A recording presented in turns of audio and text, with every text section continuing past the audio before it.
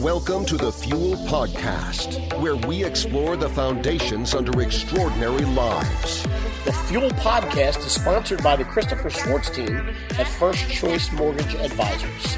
NMLS ID 106583. If you're looking to purchase or refinance your mortgage, make the Christopher Swartz team at First Choice Mortgage your first choice.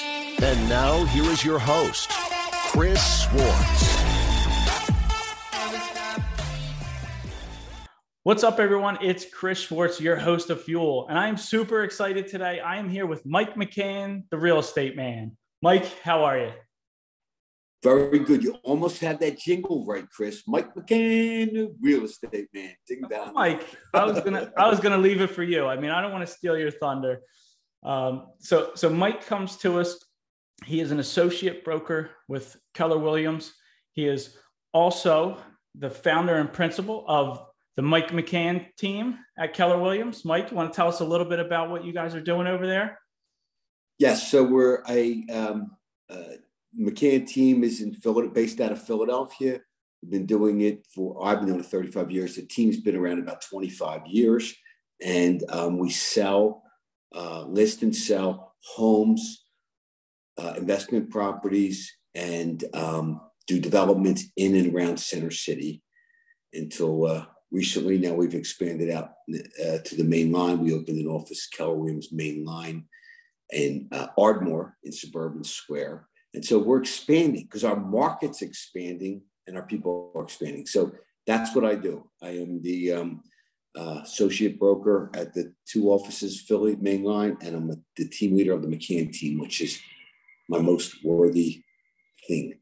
Absolutely. And Mike, I think you've been around a long time in the real estate game, 35 years. So I think you're being a little bit humble there. Let's talk about, and we're going to put the business on the shelf in a minute, but for those people that are out there listening, let's just talk about how much real estate the McCann team sells, because these numbers they're phenomenal and I feel like they need to be acknowledged.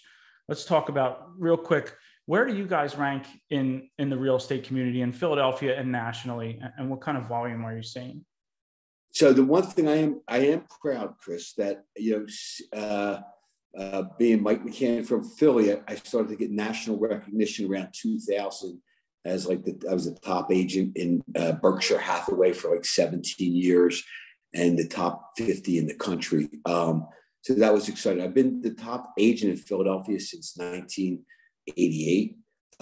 Nice. So that's a long time before some people were born. But the most exciting thing is in this business, just like in any business and more than ever in life, you have to change and grow. So even though I was with another company for 27 years, wasn't changing and growing, I have to constantly change and grow. So the proudest, my team, we did $500 million in sales last year, $500 million, which is about almost 900 transactions and about 250 rentals. So, about 250 rentals, 900 sales, about $500 million. And then we opened up a team on the main line. We did another in June, and in half a year, we did $53 million. And then we started a commercial division in October. And this is all client demand. So sometimes you have to watch what you pray for or wish for, because I never want to let my clients down. So I'm growing and expanding and growing and expanding. So that's what I do. I'm Center City to the main line, to the suburbs, commercial, investment, homes. And I still love it, and I'm having fun doing it.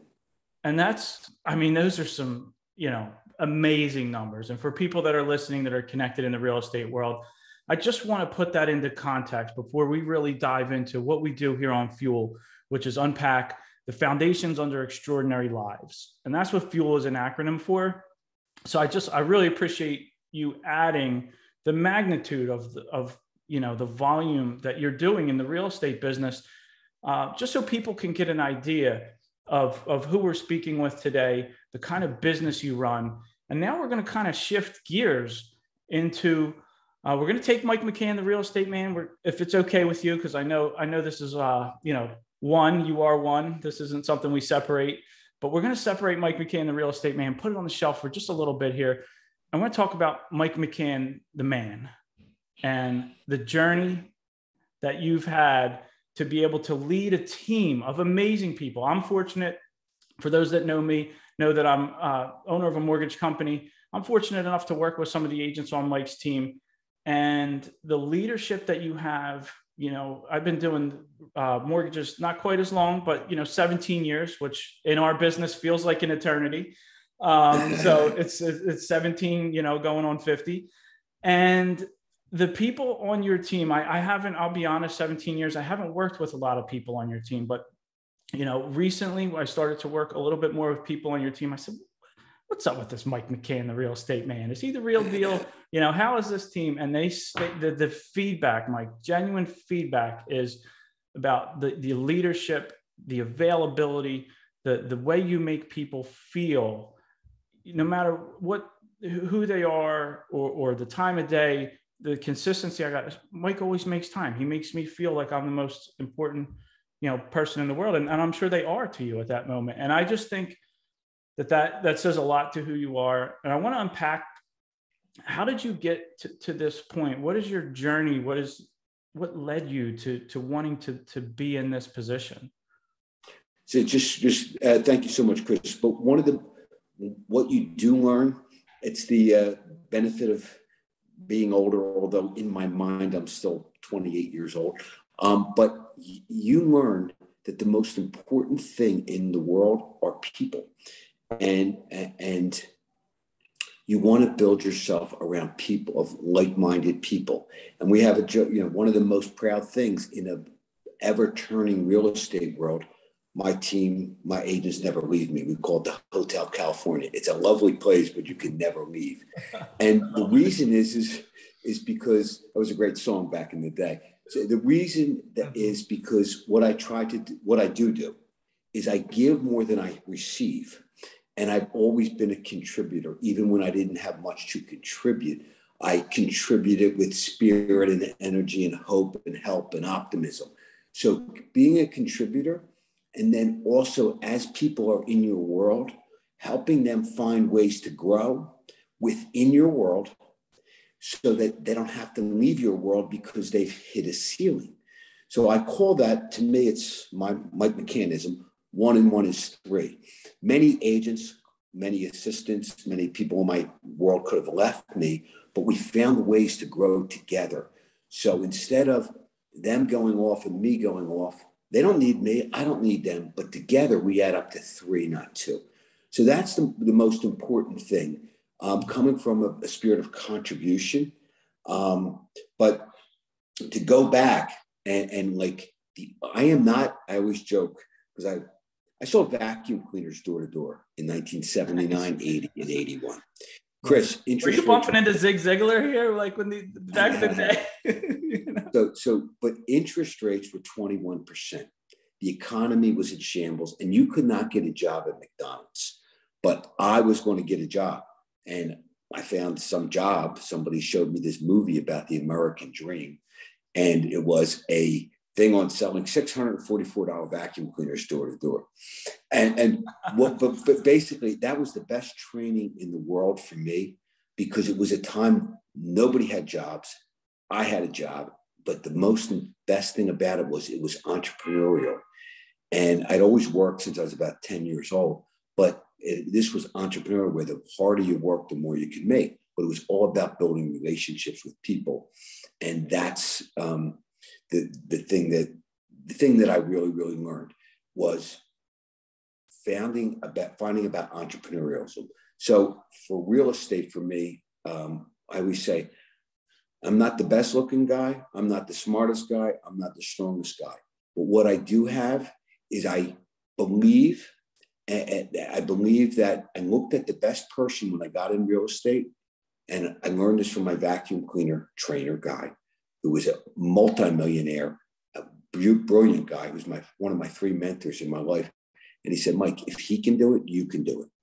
So when I got in real estate, I didn't say I want to be number 1 in America or number 1 in the Philly. I just wanted to be successful because I had a wife and children. So desire was my biggest I tell people today, I just need someone that says, tell me what to do to be successful. I'll do it.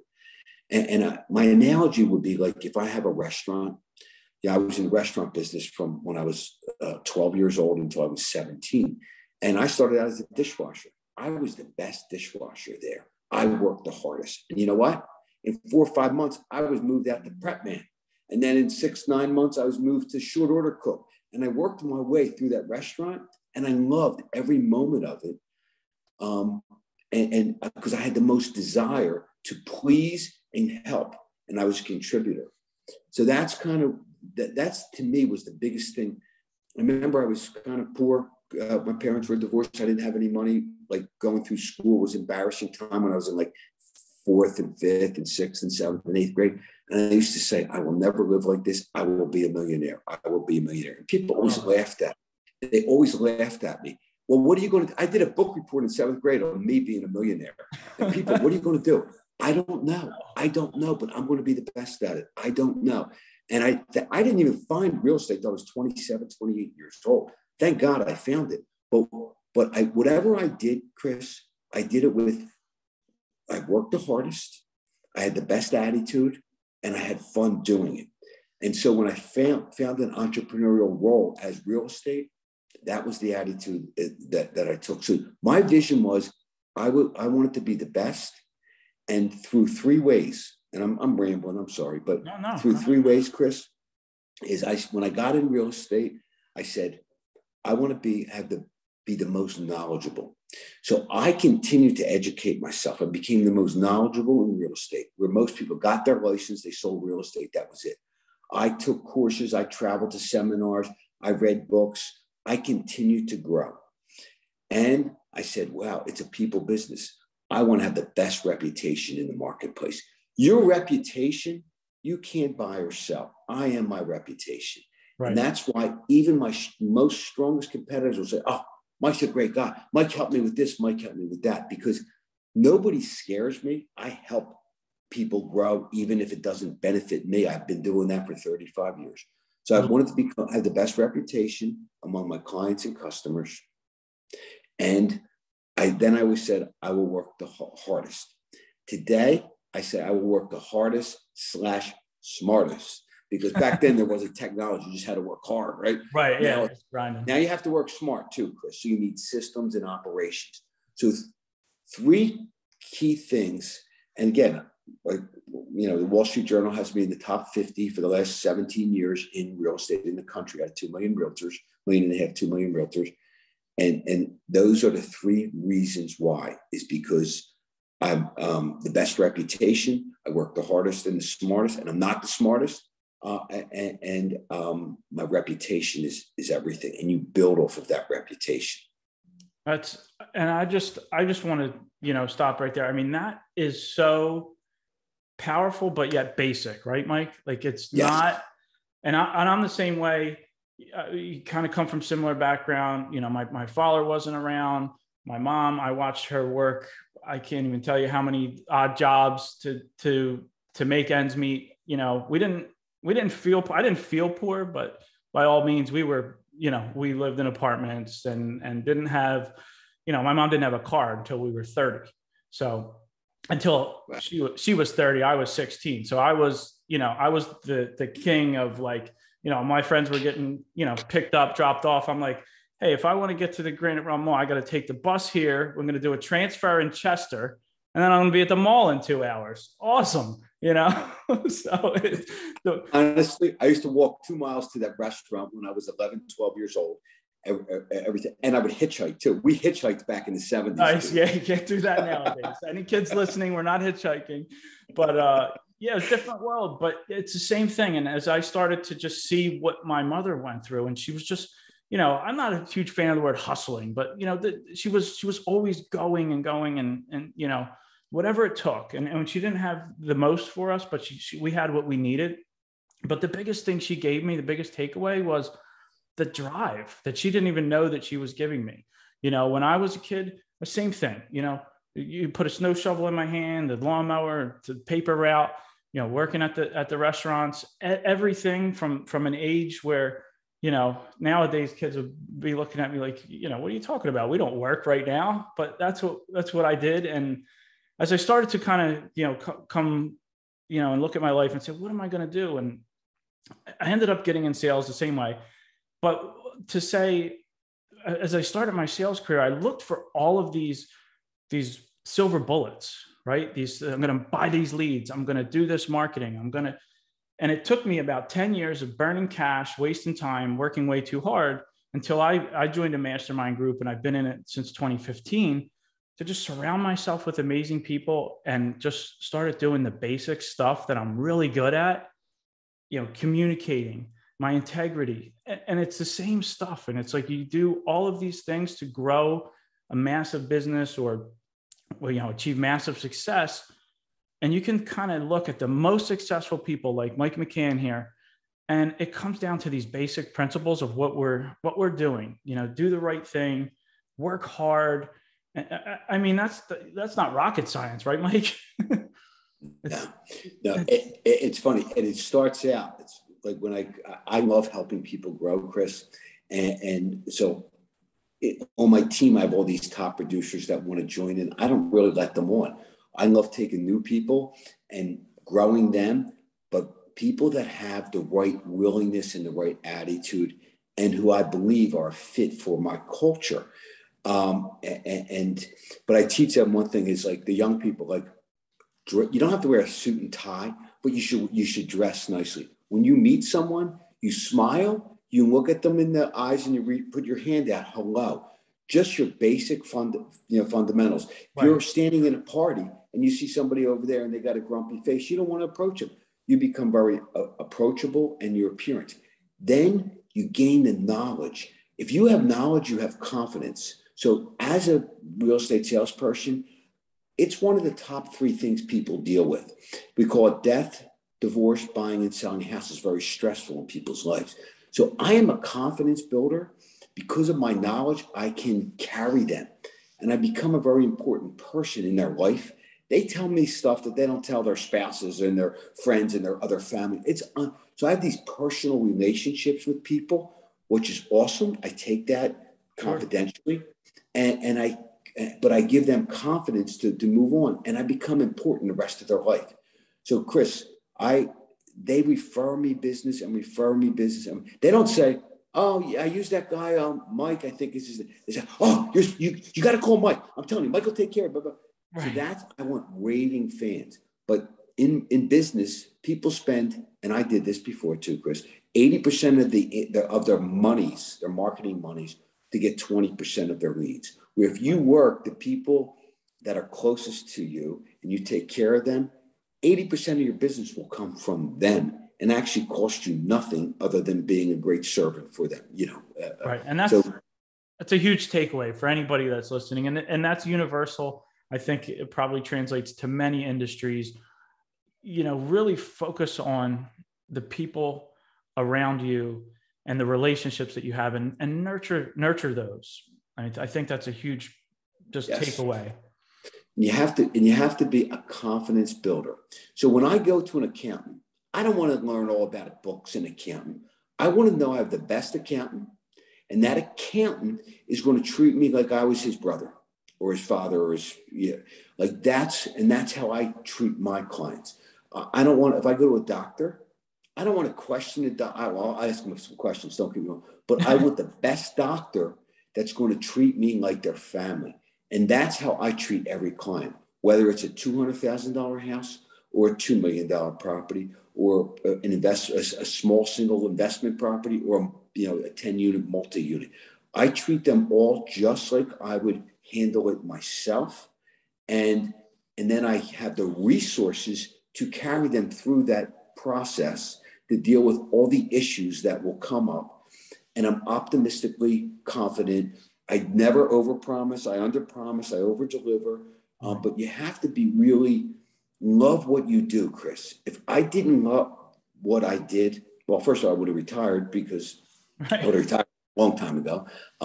If I didn't love what I do. And I still today, 35 years later, work more than most people, not because I have to at all, but because I love helping agents grow, build the companies, my clients, my customers, because I love what I do, because it's my purpose. And if you don't love what you do, honestly, you'll just probably be mediocre and you probably won't live an abundant life. I love my life. I love the people in my life.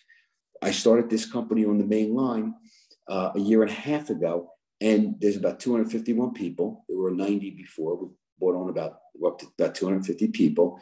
And I will not let anybody in this door that has a bad attitude or honestly, that's the one condition. Fortunately, I'm financially sound enough. I don't need anybody for monies in my life. So attitude is everything. My team for the last 20 some years has been everybody wants to be on my team. People do not leave. That's my proudest moment, because of the career of everyone cares about each other. Everyone will do anything for anyone. Everyone's contributors. People have my attitude of gratitude. I'm grateful every day. Chris, I am grateful every day when I wake up and I take a hot shower. I used to come down to my kids and say, "It's a beautiful day." "Oh, Dad." I'm like, "What are you talking about? I just took a hot shower." There's 2 million people in this world that don't have hot showers and food. Like, how lucky are, like, I still have fundamental gratitude for living in America, living at this time, having the opportunity. As much has come at me, and I'll match anybody with adverse things that have come into my life. Sure. I'll match anybody. People think, "Oh, it's easy for you. You're the real estate man." No, I still live life, right? But being grateful. And I always say, I don't have a bad day. I have bad moments, bad hours. I deal with that. And then I don't live in that environment. I move on and I'll come back to that. So it's how you handle things. My grandfather, old cagey Irish guy, said, he used to say, "Michael, life's beautiful if you don't weaken." And what he meant was, life is beautiful, but there's going to be so many things that come at you. And if you want to weaken and sit there with the poor me's, right, it ain't happening. So no matter what industry I would be in, Chris, I would look at the best in that. First, I would want to make sure that I really want to do it. Secondly, I would look at the best in that industry and I would say, do they have happy lives? Do they make a good living? I knew in the restaurant business, I love that, but I saw that most people were still partying at 30 and 40, and there was divorces and you're working nights and weekends. Even though I was great at that business, I knew I didn't want to stay in the restaurant business because where I would end up. But I looked at the real estate business when I finally got into that, and I thought, you know what? Those guys and women look like they're doing pretty good. So I looked at the best people in the industry, and I said, if they can do it, I can do it. And I shadowed and watched and read and learned them. I'm rambling. Sorry. No. And that's, I love it, man. This is all great. And it's so great. That's why I love, honestly, doing the podcast. And I call the podcast FUEL, which is an acronym for Foundations Under Extraordinary Lives. Honestly, selfishly, it's my fuel to connect with people, hear their stories, and just learn about people and connect those people with other people in the world to make a difference. Like, that's my fuel. I just happened to stumble into the mortgage business 17 years ago. and that's great. Let me just tell you, that is contribution and helping is the greatest gifts. And you learn that. Like, people think, oh, well, you make money and you're rich, so you're mean and you're selfish and you're greedy. It is a total, well, I'm sure there's people like that, don't get me wrong. But what, you talked about your mom, and I don't want to boast, but like, over 2 years, I spent $30,000 on my mom, who's 87, for new teeth, right? How could I do that? I did that. That's the greatest thing in the world. She's so happy because she's having problems with her teeth and blah, blah, blah, blah, blah. Right. So I can help people.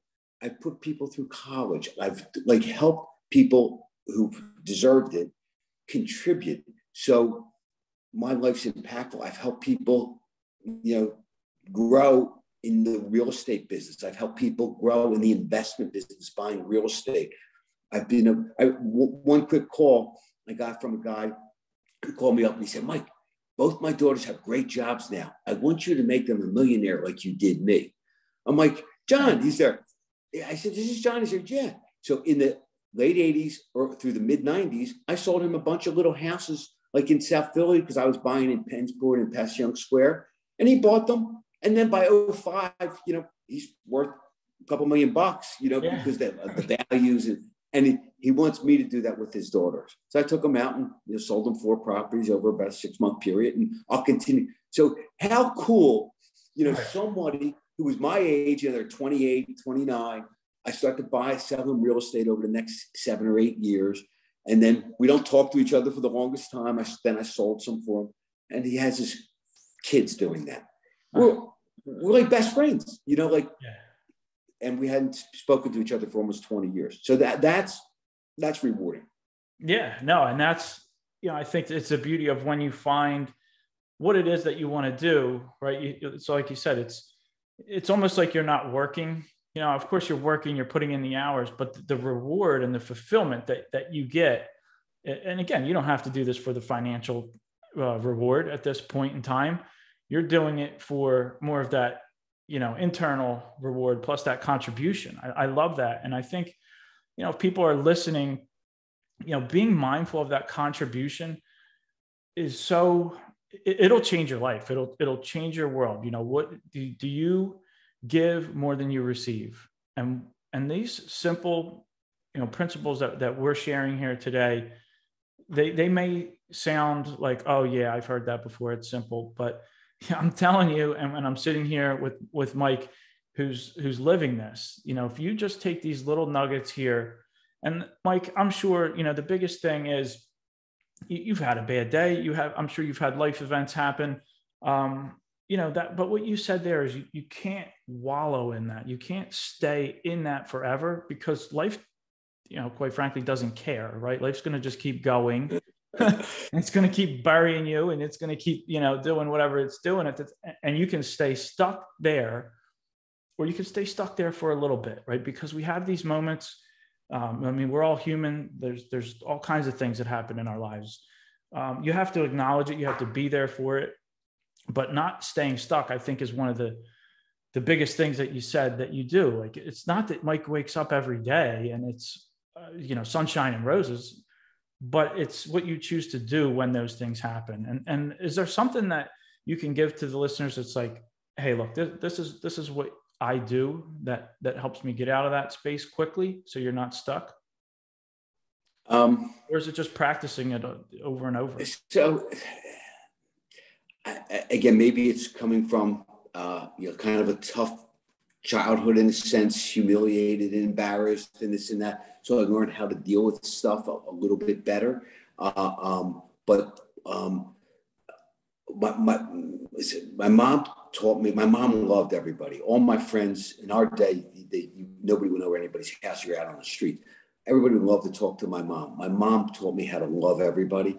So in school, I could hang with the crazy dudes. I could hang with the jocks. I protected the kid that got beat up. So I love people. So that's the biggest gift for being in sales, if you ask me. Sure. So if I'm hanging out with the plumber, I love that dude. If I'm hanging out with the CEO, I find reasons to love that guy or woman. So for being in sales, that is the one, if you're in sales, that's the one thing. You have to really love people. And I always said, like, when I was growing up, all my friends in my neighborhood hung together. All my friends at school hung with that. I hung with all different groups. I could be friends with anybody. So I love people. So that's what allowed me to be very good in sales. Is I love people. I care about people. But when I'm having when something tough happens, honestly, I reach out to the resources. I do what I have to do, and then a couple of hours later, or whatever, when the time allows, I'm still moving on with the rest of my life. I'm not going to shut down. And my father passed away I could just go on and on and on of stuff that I've had to deal with. I just can't live in that. And I have to help people. Nothing is more important. This is the one thing I've learned, Chris. The most important thing in life is people. And if you're around, they say the top 5 people that you are around is who you will become. If you hang with a bunch of 5 crazy dudes, you're probably going to be crazy, right? If you hang with 5 successful people, you're probably going to be successful. So you want to be around good quality people. If you don't have much to contribute, because there are many times in my early days before I even got in real estate where I helped, I did stuff. It's your time you can contribute. Then as you do stuff, you can do money. And then I teach other people, or have other people help. We used to do mission trips to that. And right now I'm the honorary chair for Bethesda House. We're raising $75,000 for the homeless in Philadelphia. On the 13th, we'll be down at the Citizens Ballpark with this event with a couple hundred people. But I committed to raising $75,000 for the homeless. I went and visited all those homeless sites, ones at 16th and South, ones at 11th Spruce, ones on Broad Street, ones on Vine Street. I said, and I met the person in charge, and I said, well, I'll raise money, but I have to believe in the cause. So I went and spent a day and visited them all. My heart was filled, the work that they're doing. There's volunteers there, and there's paid people. Even the paid people aren't making anything near what an entrepreneur is making. Yeah. And so I thought, I can do this. So we raised before COVID like $35,000. Now I became the honorary chair. My whole team is involved with that. So I have a team of contributors. So the other thing I just want to say is I am a creature of habits, meaning like I have good systems in my life. So for example, my day is prepared the night before. So I get home at night, I unload my briefcase, I put my sweats on, I make the coffee on a timer for in the morning, I put my clothes out, I wake up, I spend 45 minutes with my wife and connect and have a pot of coffee. We watch the sun come up. Then I take a hot tub. I do some push-ups, and then I take my shower, and then I hit the road at 8:15. So by 9 o'clock, I'm at the office or with a client. That's every day, except for I stopped meeting people on Saturdays in '96, so I could live and love my family. Yeah, and then in 2000, I stopped meeting people on Sundays also. So being in real estate, I really don't meet people on the weekends, which is amazing. But that's why I have a team, because I brought people on to grow. So I create, and then I have a 9, and then I'll have a 12:30, a 3, and a 5:30. Like that's my time. And in between, I'm returning phone calls, dealing with issues. And then I have great resources. So people will call me out of nowhere. Like, I need a really good attorney. I need a really good accountant. I need a really good plumber. I need a really good. So all those people in my life love me, and I love them because I take care of them and I can get stuff done. So what's a UPS guy dropped something off at my house on Saturday. Yeah, not UPS, FedEx guy. I gave him he carried stuff into my garage. I gave him a $20 tip. Like, he was like, well, thanks. Nobody ever tips me. I'm like, what are you kidding me? So just having fun with people, taking care of people is the most important. And the people in your life, it's hard. Listen, family can be hard at times. Friends can be hard at times. I would say it's always, when things are going good, it's always easy to say, oh, I love you, I love you, I love you. Right. You find out what people's character are when things aren't right, how you deal with stuff. And I try to make sure that I'm around the right people. So when those times happen, it's much deeper than this. Yeah, you're the best. Anyway, I'm rambling. So yeah. No, and I love all this, and there's so much there that people can just unpack and really just apply these little things, and just, Mike, really getting to know you better. Also, again, selfishly, part of this fuel thing is for me, and I always tell people similar to you, and I've kind of I did a little exercise where I started to question, when I got into some high level coaching and stuff, what's my purpose, and what's my contribution to the world, and initially I was kind of ashamed, right, because I'm this guy from Delco who had, kind of grew up, modestly, and I'm not the smartest guy. I'm not the, all these things, right? I had all these stories in my head, and I was like, man, I don't know. People like me. I like people. I like to help people. I like to connect people. And I felt so ashamed at that time, Mike, because I thought, well, this guy could fly an airplane, and this guy's a doctor, and, they had these high level skills. And I'm looking in the mirror. I'm like, so my gift and skill is that people like me, and I can connect, and I can connect people, and I'm a genuine person, like all these things. And it sounded so lame. And then, we were at one of these, things where they kind of break you down. And they're like, dude, do you know how valuable that is, and how many people would kill to have that skill? How many doctors would wish they could talk to people, or, everybody has their own gift. So I started to own it. Finally, I was like, oh, okay, this is what I got. This is what I'm working with. I'm not out there with the Sixers. I'm going to take home the championship for Philadelphia, but I got some skills, I guess. And once you own those things, right, it's like just brilliant. So I dubbed this term. And it was like, people were like, oh, what else do you want to do? Do you want to coach? Do you want to help people? And I said, no, I don't want to do that. I want to help people, but I want to coach. I want to do these things. So I dubbed this term. I said, you know what? I'm kind of like a relationship capitalist. I just meet as many people as I can. I help them out. And then, I kind of have this capital, this like relationship capital, right? So it's like, if you need the plumber, if you need this, or if you need a resource, I'm going to connect people. And when you connect people and you help make their lives better, it just flows back. And that is what I started doing years and years ago. And that sounds like, very similar to the things that you're doing. So I think as everybody, especially those in real estate, we know that are going to listen to this podcast and they want the secret sauce for Mike McCann, the real estate man. I think, Mike, can we say that you've shared it today with these basic principles? That is just one to good things happen to good people.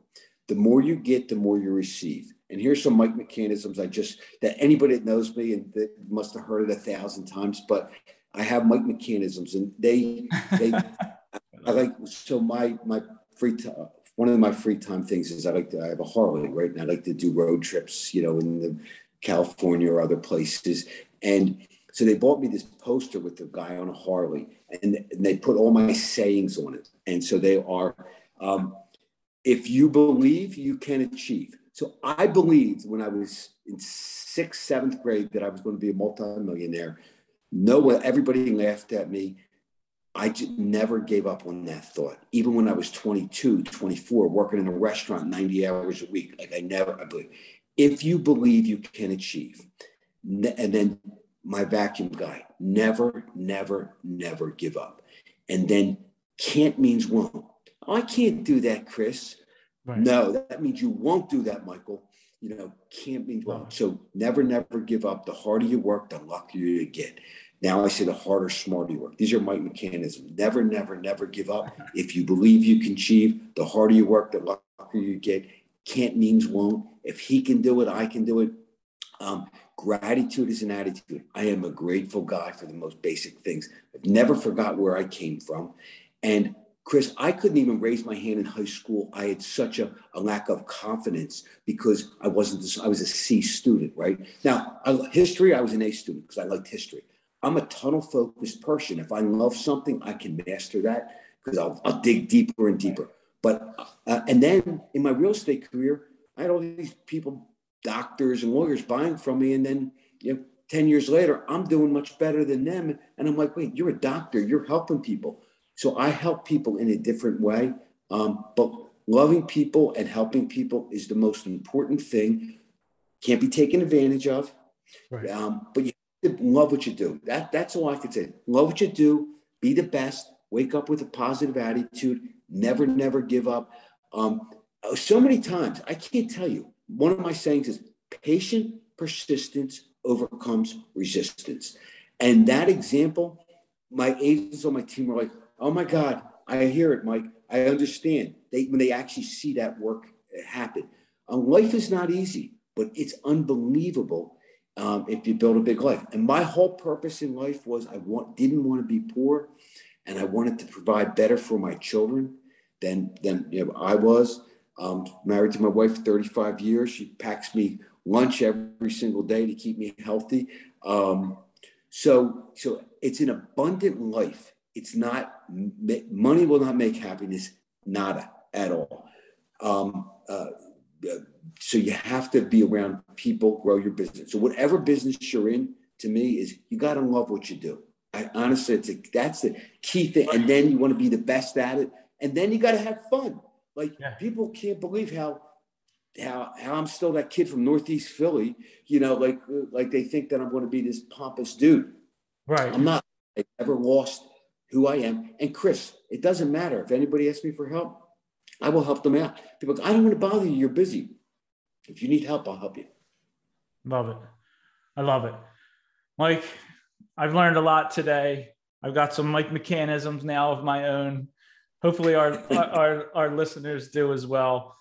This was awesome, man. Thank you so much for pleasure, man. For taking the time to jump on the podcast. And so for everyone listening, a couple of things we want to take care of too. One, if somebody's listening and they want to connect with you, what's the best way to find you? I am McCann at McCannteam.com, McCann at McCannteam.com, or text 215-778-0901. I return every phone call, every email within 2 minutes to 2 hours from 7 a.m. to midnight. Look at that. Doesn't get any better than that. And Mike, I know one of the things that you're really working hard on now that I don't know because the podcasts are a little behind, but we're still going to pump it out there because I'm sure after the campaign and the fundraiser and everything, the charities, the Bethesda House. I have a hard time saying it too. Yeah, it's like they're still going to have a need. So we want to get anybody that's listening. We're going to put the link in the show notes and we're going to get it out there. But so maybe a little bit after the campaign. Absolutely. So how can somebody connect with the Bethesda House? I'm really having trouble and help them out. Pull that up. I don't. Let me just pull that up real quick. Yeah, no, that's sorry. Okay. No, and we can put it in the show notes as well. So no worries, but we can talk about just what a donation could look like, and I'll get the link in the show notes, Mike. Well, it's funny, I tell people, whether it's $10, $20, $200, it doesn't matter how much.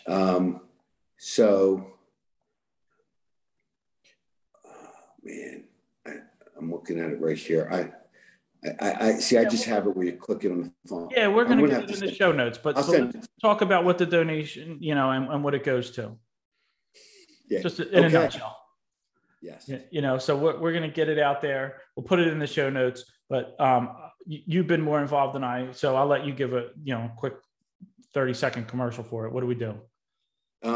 So no, again, there's it's just contributing. There's an event May 13th at the Citizens Ballpark, but and that's just to raise some money. We have an auction and music and all that stuff. But I'll get you a link where people could just donate. It is, we just don't realize how fortunate that we are. I mean, it just feeds, houses, clothes, educates Philadelphia's homeless and troubled. And but it's just it's been around 40 years, and I had to check it out. They're like right next to like Sister Mary Scullion's Project Home. Like, it's just a great organization to help the disadvantaged in Philadelphia, and educate, all kinds of stuff. It's just so important. And Philadelphia has like a 28% poverty rate. People live below the poverty means, and there's a lot of homelessness. But this is helping people. It's just helping them get back into the world. I love it. Yeah, and I'll get you the link. Yeah. Yeah. No, absolutely, and we'll get it out there. And really, appreciate your gift to the world, Mike. Everything that you do, and your contributions and this connection. So thank you so much. And as we wrap up here, we're gonna do our fun little exercise, Mike. We have our 3 rapid fire questions. It's just completely fun. Whatever answers come to mind. You ready? Yes. All right, let's go. So, Mike, we know you're a people person, so you may not like this, but you're stuck on an island. All right. And on that island, we know you'd bring your family, of course, your wife, because you need lunch every day and she takes care of you, make sure that Mike McCann's still functioning and nice and healthy. But we know you'd take all those people and loved ones.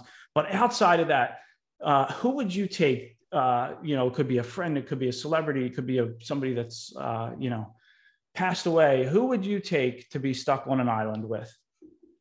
Wow. Unbelievable. Let's see. Okay. The 62, the 18-year-old would have taken Raquel Welch, but, but I don't know if you guys know who that person, but the 62-year-old, I would probably that's really interesting. I like historical figures. So I'd probably, ready for this? I'd probably take Teddy Roosevelt. He was a president, not Theodore, Teddy Roosevelt, not the other one, the turn of the century, like 1908, 1900. Unbelievable life story, Teddy Roosevelt. That's the only thing I read is, is documentaries of people's stories. Teddy Roosevelt, crazy. Love it. The guy, he's an adventurer. He was everything, man.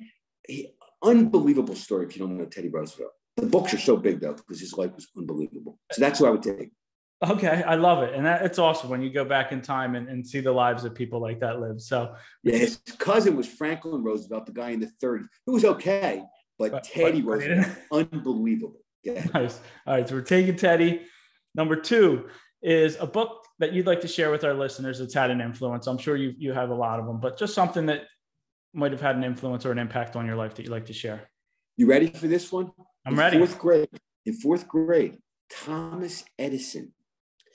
I read Thomas Edison's book and I was blown away at how hard the guy worked and, invented the light bulb and, and all that stuff and how hard he worked. And so the rest of my life, Chris, that's all I ever read was autobiographies and biographies. That's all I ever read in my whole life.